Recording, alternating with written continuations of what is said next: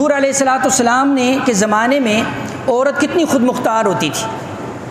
حضرت بریرہ رضی اللہ تعالیٰ عنہ، حضرت مغیث رضی اللہ تعالیٰ عنہ کا پورا واقعہ، حدیث میں بہت لمبا واقعہ ہے، میں بہت تفصیل ہے اس میں۔ حضرت وہ غلام تھے، پھر ان کو آزاد کر دیا، شریعت نے ان کو اختیار دے دیا حضرت بریرہ کو۔ جب غلام آزاد ہوتے ہیں پھر اس کو اختیار مل جاتا ہے پہلے شوہر کے ساتھ رہنا یا نہیں رہنا۔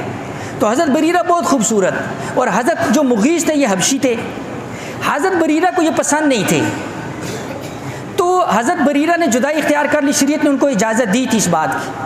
اب جب جدائی اختیار کی تو حضرت مغیث تو چونکہ اب حضرت مغیث کے بارے میں آتا ہے حدیث کے اندر کہ وہ مدینہ کی گلیوں میں بھاگتے رہتے تھے، دیوانہ وار حضرت بریرہ کو یاد کرتے، آنسو بہتے رہتے، داڑھی ان کی تر ہو جایا کرتی۔ حضور علیہ الصلوۃ والسلام عبداللہ ابن مسعود فرمایا دیکھو تمہیں جو ہے نا جی اس کی اوپر ترس نہیں آتا مغیث کے اوپر، یہ کیسے جو ہے نا جی۔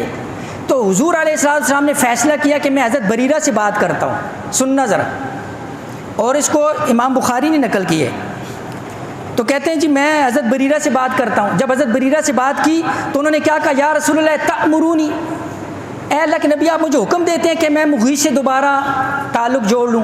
حضور علیہ السلام فرمایا انما انا اشفع، نہیں میں سفارش کر رہا ہوں، حکم نہیں دیتا ہوں، اس لیے کہ شریعت نے تمہیں اختیار دیا ہے رہنے کا اور نہ رہنے کا، ہاں سفارش کر رہا ہوں۔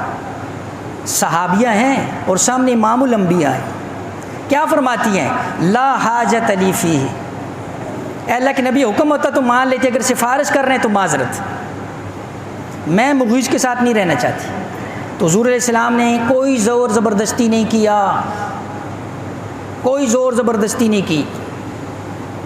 یہاں پر پوچھنا حرام سمجھتے ہیں، یہاں پر پوچھنا اپنی غیرت کے خلاف سمجھتے ہیں، یہ شریعت نہیں ہے، یہ جہالت ہے، یہ رسم ہے، یہ رواج